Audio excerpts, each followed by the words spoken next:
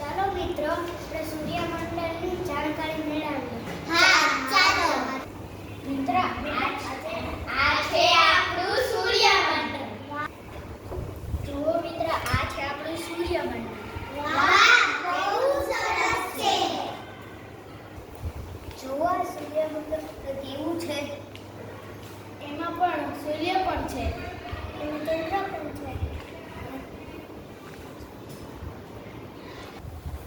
ગ્રહો પણ છે.